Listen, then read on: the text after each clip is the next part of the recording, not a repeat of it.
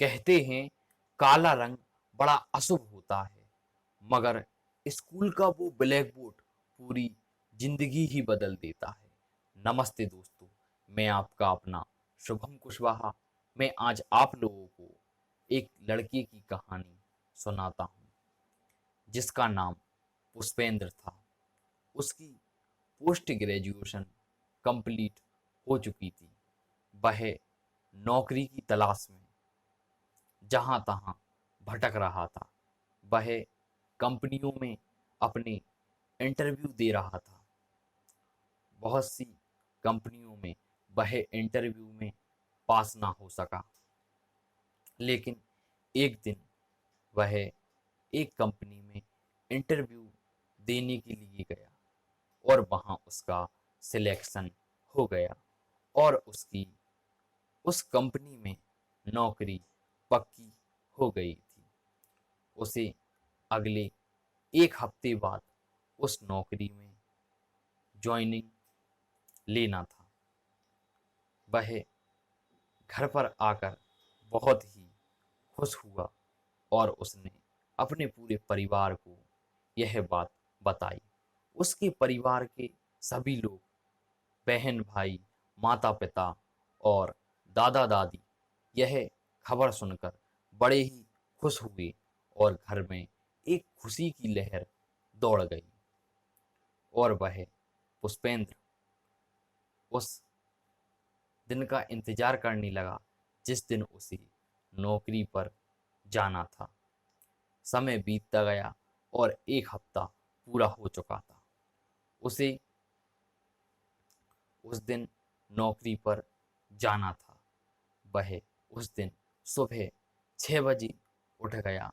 उसने अपना फ्रेश वगैरह होकर, नहा धोकर, बढ़िया अच्छे कपड़े पहने, ब्लैक कलर का सूट और ब्लैक कलर का पैंट और जूते और एक टाई लगाकर वह अपने ऑफिस के लिए चल दिया।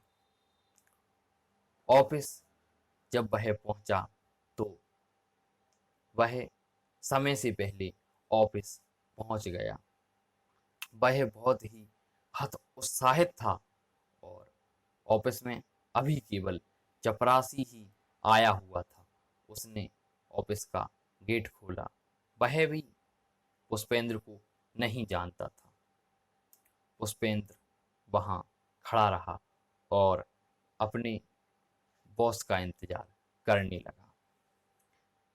कुछ देर बाद 10:30 बज चुके थे और ऑफिस के सभी लोग धीरे धीरे आते जा रहे थे। वह अंदर से थोड़ा नर्वस भी था, क्योंकि वह अपने ऑफिस पहली बार आया था।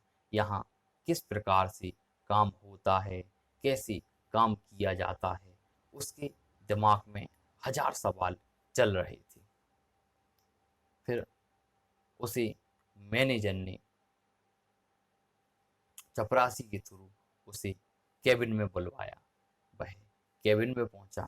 मैनेजर ने कहा, आओ पुष्पेंद्र, आओ बैठो, और उसे उसकी नौकरी के लिए ढेर सारी शुभकामनाएं दी।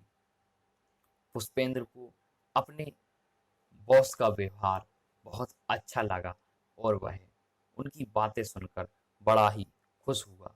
बॉस ने कहा, तुम्हें जो कुछ भी चाहिए इस कंपनी से तुम्हें सब कुछ मिलेगा। मान सम्मान, पैसा, समाज में इज्जत, सब कुछ तुम्हें यह कंपनी ही देगी। बस तुम्हें दिल लगाकर और अच्छे से मेहनत से इस कंपनी के लिए काम करना होगा। पुष्पेंद्र ने उनकी मैनेजर की बात मानकर दिल लगाकर काम करना शुरू कर दिया और वह धीरे ही धीरे कुछ दिनों में इतनी अच्छी तरह से मन लगाकर काम किया कि वह हर काम सीख गया और सब कुछ धीरे धीरे करने लगा। फिर वह काम करते हुए समय बीतता गया और 2 साल निकल गए थे। इतने में, यही इतने बीच कई लोग आए और पुष्पेंद्र यह देख रहा था। उनसे बाद में आए हुए लोगों का प्रमोशन होता जा रहा था और उन लोगों की सैलरी बढ़ती जा रही थी, लेकिन पुष्पेंद्र की सैलरी नहीं बढ़ी थी। पुष्पेंद्र को यह सोचकर मन ही मन बड़ा दुख हो रहा था कि वह कंपनी के लिए इतनी मेहनत कर रहा है, इतनी जी जोड़ मेहनत कर रहा है, फिर भी उसकी ना तो उसका प्रमोशन हो रहा है, ना ही उसकी सैलरी बढ़ रही है। यह सोचकर वह बड़ा ही दुखी हुआ। उसने सोचा इस बारे में मैं अपने मैनेजर से बात करूंगा। वह अगले ही दिन मैनेजर से बात करने के लिए गया तो उसे पता चला कि मैनेजर ने यह कंपनी से इस्तीफा दे दिया है। पुष्पेंद्र ने मैनेजर साहब को फोन लगाया और शाम को उन्होंने पुष्पेंद्र को अपने घर बुलाया। पुष्पेंद्र मैनेजर साहब से मिलने के लिए उनके घर गया और उसने सारी बात मैनेजर साहब को बताई। मैनेजर साहब बोले, पुष्पेंद्र, क्या ये बल्ब जल रहा है, ये तुम देख रहे हो? पुष्पेंद्र का, हाँ सर, ये बल्ब जल रहा है, मैं देख रहा हूँ। उन्होंने बगल में लगा स्विच से उस बल्ब को बंद कर दिया। पुष्पेंद्र, अब क्या तुम्हें कुछ दिखाई दे रहा है? पुष्पेंद्र ने कहा, सर, ये क्या बात हुई? आपने बल्ब का स्विच बंद कर दिया तो अब कैसे कुछ दिखाई देगा? तो मैनेजर साहब बोले, पुष्पेंद्र, यही है कि तुम्हें कुछ दिनों के लिए तुम्हें छुट्टी पर जाना होगा और छुट्टी पर 1 हफ्ते के लिए तुम चले जाओ और उसके बाद तुम जैसे ही आओगे तो तुम्हारी सैलरी ऑटोमेटिक ही अपने आप बढ़ जाएगी। पुष्पेंद्र ने अपने मैनेजर साहब की और पूरी बात ना सुनते हुए वह वहां से दौड़ा दौड़ा भागा और वह अगले ही दिन जैसे ऑफिस पहुंचा तो उसने 1 हफ्ते की छुट्टी के लिए बोल दिया और छुट्टी ले ली उसने और 1 हफ्ते के लिए वह ऑफिस नहीं गया। जैसे ही 1 हफ्ते बाद वह ऑफिस पहुंचा तो उन्होंने कहा, अरे पुष्पेंद्र, तुम अपने पैसे बढ़ा लो मगर तुम छुट्टी मत लिया करो। तुम्हारे वजह से हम कितने परेशान हो रहे थे, कुछ काम समझ नहीं आ रहा था, नए लोग कुछ काम नहीं कर पा रहे थे। तो पुष्पेंद्र की 20,000 रुपए से 30,000 सैलरी हो चुकी थी।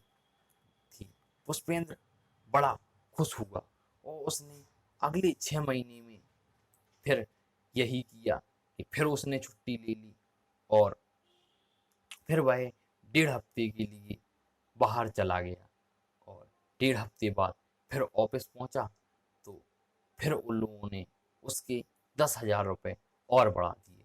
उसकी अब 40,000 रुपये सैलरी हो चुकी थी। ऐसे ही समय बीतता गया। कुछ दिनों बाद पुष्पेंद्र ने फिर अपने मैनेजर से छुट्टी के लिए बोला। मैनेजर ने कहा, नहीं, हम छुट्टी नहीं दे सकते तुम्हें। यह सुनकर पुष्पेंद्र ने कहा, नहीं नहीं, मुझे बहुत इमरजेंसी है, मुझे टूर के लिए बाहर जाना है, मुझे अपनी फैमिली के साथ एंजॉयमेंट के लिए जाना है, मुझे तो जरूर ही छुट्टी चाहिए। और उसने जबरदस्ती से 15 दिनों की छुट्टी ले ली। इधर कंपनी में मैनेजर और सभी लोग परेशान हो रहे थे पुष्पेंद्र के बिन। 15 दिन बाद जब वह अपनी फैमिली के टूर से जब वापस आया तो उन्होंने मैनेजर साहब बोले, सुरेंद्र, तुम अपनी सैलरी बढ़ा लो मगर छुट्टी मत लिया करो। उन्होंने उसकी सैलरी 50,000 रुपये कर दी। सुरेंद्र तो यह पुष्पेंद्र तो यही चाहता था कि उसकी सैलरी बढ़ जाए। उसकी सैलरी बढ़ गई और वह बड़ा खुश हुआ। कुछ दिनों बाद फिर उसने यही किया, लेकिन इस बार जब वह अपनी छुट्टी पूरी कर कर जब ऑफिस पहुंचा तो उन्होंने सुरेंद्र को नौकरी से बाहर निकाल दिया और बोले, सुरेंद्र, अब हमें तुम्हारी कोई ज़रूरत नहीं है, अब तुम दूसरी नौकरी कर सकते हो। यह सुरेंद्र सुनकर बड़ा ही दुखी हुआ और अपने मैनेजर साहब के पास पहुंचा। मैनेजर साहब बोले, अरे पुष्पेंद्र, तुमने मेरी पूरी बात सुनी ही नहीं थी, तुम मेरी आधी अधूरी ही बात सुनकर यहाँ से भागकर चले गए थे। अब क्या हो सकता है? अब तुम नई नौकरी की तलाश करो और इंटरव्यू दो। भगवान की कृपा से तुम्हारी नौकरी फिर लग जाएगी। लेकिन मेरी इस बात का ध्यान रखना, यदि किसी की सलाह ले रहे हो तो उसकी बात पूरी ध्यान और तन्मयता से सुनो, तब उसका पालन करो। आधी अधूरी बात सुनकर हमें किसी भी बात का पालन नहीं करना चाहिए। दोस्तों, यदि आपको यह कहानी पसंद आई हो तो कृपया इसे लाइक करें, शेयर करें और कमेंट्स करें। आप सभी लोगों का बहुत बहुत धन्यवाद दोस्तों।